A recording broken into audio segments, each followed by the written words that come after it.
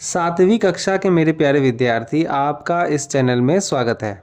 इस वीडियो में हम पढ़ेंगे आपकी हिंदी पुस्तक का चौथा पाठ, मेरी राजस्थान यात्रा।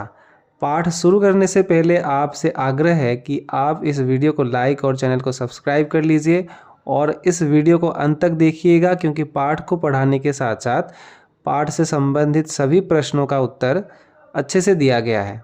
तो आइए अब हम इस पाठ को पढ़ते हैं। पाठ 4, मेरी राजस्थान यात्रा। देखो बेटी, आज के अखबार में एक स्कूली बच्ची ने अपनी मुंबई यात्रा के अनुभवों को व्यक्त करते हुए एक सुंदर लेख लिखा है। पिताजी ने अखबार का पन्ना दिखाते हुए निकिता से कहा, बेटी तुम भी अपनी पिछली राजस्थान यात्रा के बारे में एक छोटा सा लेख तैयार कर सकती हो। क्यों नहीं पिताजी, लेकिन क्या मेरा लेख भी अखबार में प्रकाशित हो जाएगा? जिज्ञासा भरी नज़रों से निकिता ने पिताजी की ओर देखा। अवश्य प्रकाशित हो जाएगा बेटी, तुम लिखो तो सही। तुम्हारा लेख मैं स्वयं अखबार के दफ्तर में देकर आऊँगा। अखबार में अपना लेख प्रकाशित होने की कल्पना से ही निकिता की आंखें चमक उठी और वो अपनी पिछली राजस्थान यात्रा की यादों में खो गई। निकिता अपनी राजस्थान यात्रा के अनुभवों का एक आलेख तैयार करने लगी। मेरी राजस्थान यात्रा। राजस्थान घूमने की चाहत मेरे मन में बचपन से ही थी, क्योंकि राजस्थान की सांस्कृतिक परंपरा, ऐतिहासिक किले, रेगिस्तान, भोजन तथा विभिन्न उत्सव आदि के बारे में सुनती आई थी। इसीलिए राजस्थान घूमने की इच्छा और भी प्रबल हो गई थी। पिताजी ने जब हमें बताया कि इस बार सर्दी की छुट्टियों में हम राजस्थान घूमने जा रहे हैं, तो मेरा मन खुशी से झूम उठा।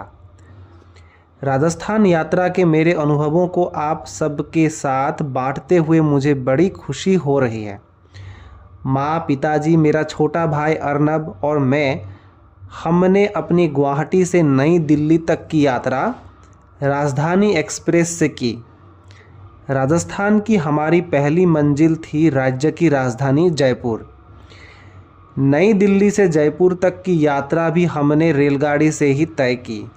लगभग 5 घंटे की इस यात्रा में मैं राजस्थान के राजपूत योद्धाओं और यहाँ की वीरांगनाओं की साहसिक कहानियों में खो गई थी।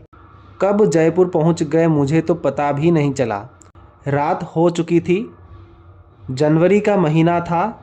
हमारे यहाँ की तुलना में ठंड कुछ अधिक ही लग रही थी। अगली सुबह हम सभी जयपुर घूमने निकले। यहाँ घूमते हुए मैंने देखा कि यह बड़ा ही सुनियोजित शहर है। बाजार सब सीधी सड़कों के दोनों ओर है। भवनों का निर्माण भी बिल्कुल एक ही तरीके से किया गया है। यहाँ के प्रत्येक भवन में गुलाबी रंग का उपयोग किया गया है, इसलिए इसे गुलाबी शहर भी कहते हैं। इसे याद रखना। आज का जयपुर शहर विश्व के सुंदरतम शहरों में से एक माना जाता है। यहाँ हमने अनेक दर्शनीय स्थल भी देखे, जिनमें हवा महल, सिटी पैलेस, जंतर मंतर, आमेर का किला आदि प्रमुख हैं। जयपुर का विश्व प्रसिद्ध हवा महल एक 5 मंजिली इमारत है, जिसमें सैकड़ों झरोखे बने हुए हैं। जंतर मंतर पर मैंने देखा कि विदेशी पर्यटक सूर्य की किरणों से समय की गणना कर अपनी कलाई में बंधी आधुनिक घड़ी में वही समय देखकर दंग रह जाते हैं। अपने गौरवशाली इतिहास पर मुझे मन ही मन गर्व हो रहा था। हमारी अगली यात्रा उदयपुर के लिए थी। अनुपम प्राकृतिक सौंदर्य से भरपूर उदयपुर देशी एवं विदेशी पर्यटकों के आकर्षण का प्रमुख केंद्र है। शायद यही कारण है कि उदयपुर को पूर्व का वेनिस, झीलों की नगरी, राजस्थान का कश्मीर आदि नामों से भी जाना जाता है। इस सुंदर शहर को नज़दीक से देखने के बाद मुझे यह एहसास हुआ कि राजस्थान के भौगोलिक परिवेश के बारे में हम कितना गलत सोचते थे। यहाँ घूमते हुए हमने नगर के सबसे ऊंचे स्थान पर स्थित राजमहल को देखा, जो काफ़ी भव्य और विशाल है। यह पेशोला झील के तट पर बसा हुआ है। महल से पूरे शहर और झील का दृश्य कितना मनोरम दिखाई देता है। महल के अंदर वीर महाराणा प्रताप के जीवन से संबंधित अनेक चित्र, अस्त्र शस्त्र आदि भी हमने देखे। मेरी राजस्थान यात्रा का एक अविस्मरणीय पल है अजमेर शरीफ की दरगाह में बिताया गया कुछ समय।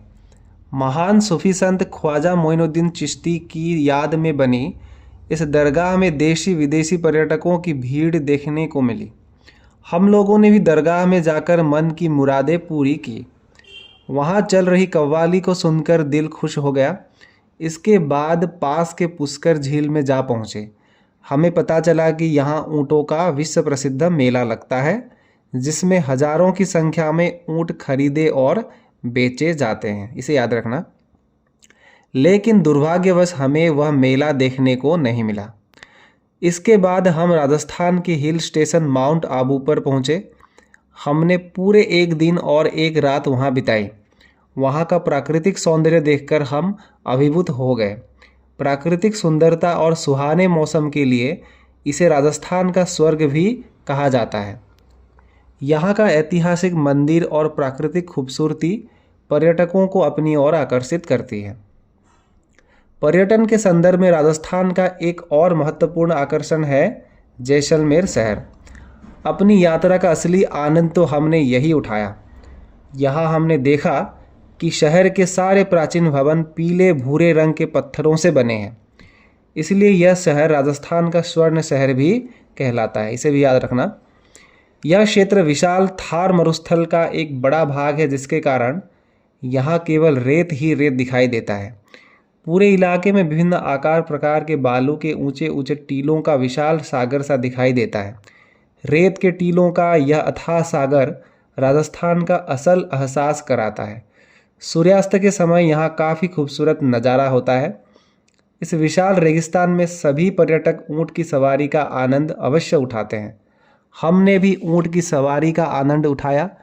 शुरू में तो इतने ऊंचे ऊँट की पीठ पर चढ़ते हुए मुझे बहुत डर लग रहा था, मगर साहस करके एक बार चढ़ने के बाद जब ऊँट अपनी लचकदार लंबी गर्दन हिलाते हुए रेत पर चलने लगा तो मुझे बड़ा मज़ा आ रहा था। ऊँट की सवारी करते हुए मुझे लग रहा था मानो मैं युद्ध में जा रही कोई राजपूत वीरांगना हूँ। उस क्षण को याद करके मैं अब भी रोमांचित हो जाती हूँ। यात्रा में हमें राजस्थान के प्रसिद्ध नृत्य घूमर, जो उत्सवों के अवसर पर महिलाओं द्वारा किया जाता है, देखने को मिला। साथ ही कठपुतली की कला भी देखने को मिली, जिससे हमें बहुत ही आनंद आया। पूरी राजस्थान यात्रा के दौरान हम कई स्थानीय लोगों से मिले और उनसे बातचीत भी की। यहाँ पुरुष का पारंपरिक पहनावा धोती और कुर्ता है। सिर पर पगड़ी भी बांधी जाती है। महिलाएं लहंगा और ओढ़नी पहनती हैं। पूरे राज्य में संपर्क भाषा के रूप में हिंदी और राजस्थानी भाषाओं का प्रयोग होता है। हिंदी समझने और बोलने वाले लोग पूरे राज्य में कहीं भी अपने को अजनबी महसूस नहीं करने देते। यात्रा के दौरान हमने शाकाहारी स्वादिष्ट भोजन के स्वाद का भरपूर आनंद उठाया। वहाँ के लोगों से मिलकर मुझे लगा कि वे काफ़ी मिलनसार और अतिथि परायण होते हैं। रेगिस्तानी इलाके में बरसात बहुत कम होती है और यहाँ पानी भी सहज ही उपलब्ध नहीं होता। गर्मी के मौसम में तापमान भी काफ़ी अधिक हो जाता है, लेकिन राज्य के दूसरे हिस्से में मौसम सामान्य रहता है। यह एक अति मनोरम और विविधताओं से भरा हुआ राज्य है। हमारी छुट्टियां समाप्त हो रही थी। हमें तय समय पर लौटना जरूरी था। मुझे अभी भी लगता है कि राजस्थान में और बहुत कुछ है जो हम देख नहीं सके। आप लोग भी मौका मिले तो राजस्थान जरूर जाइए। पर्यटन स्थल के रूप में यह एक बहुत ही आकर्षक और देखने लायक जगह है। आलेख को पूरा करने के बाद निकिता ने उसे लिफाफे में भरा। फिर लिफाफे पर स्थानीय हिंदी अखबार के संपादक महोदय का नाम पता लिखकर अपने पिताजी को सौंप दिया। पाठটো ইমানতে শেষ হ'ল। এতিয়া আহা প্ৰশ্নবোৰ সমাধান কৰোঁ। प्रश्न संख्या 1, सही विकल्प चुनकर उत्तर दो। क, निकिता अपनी राजस्थान यात्रा के अनुभव को लिखकर उत्तर हब हसरई अखबार में प्रकाशित करना चाहती थी। ख, पिताजी ने निकिता से कहा था कि वे लोग इस बार राजस्थान की सैर करने जाएंगे। उत्तर हब अ, सर्दी की छुट्टियों में। ग, जयपुर को गुलाबी शहर भी कहते हैं क्योंकि उत्तर हब दीर्घई यहाँ के प्रत्येक भवन में गुलाबी रंग का उपयोग किया गया है। घ निकिता की राजस्थान यात्रा में निम्नलिखित स्थानों के दर्शन का सही क्रम क्या रहा। उत्तर हबो आ जयपुर, उदयपुर, माउंट आबू, जैसलमेर। प्रश्न संख्या 2, पूर्ण वाक्य में उत्तर दो। क निकिता ने गुवाहाटी से दिल्ली तक की यात्रा किस रेलगाड़ी से की। उत्तर हबो निकिता ने गुवाहाटी से दिल्ली तक की यात्रा राजधानी एक्सप्रेस रेलगाड़ी से की। ख राजस्थान का स्वर्ण शहर किस शहर को कहा जाता है। राजस्थान का स्वर्ण शहर जैसलमेर शहर को कहा जाता है। ग राजस्थान के किस स्थान पर विश्व प्रसिद्ध ऊंटों का मेला लगता है।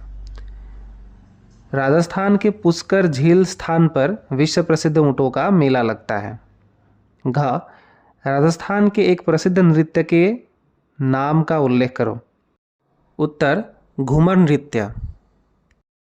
এইটো ভিডিও ইমানতে শেষ কৰিলোঁ। কিবা যদি সুধিব লগা আছে কমেণ্ট কৰি সুধিব পাৰা। আৰু মৰমৰ ভাইটি ভণ্টিসকল, তোমালোকে যেন এই চেনেলটো ছাবস্ক্ৰাইব কৰি লোৱা আৰু ভিডিঅ'টো যেন লাইক কৰি দিয়া। Thank you.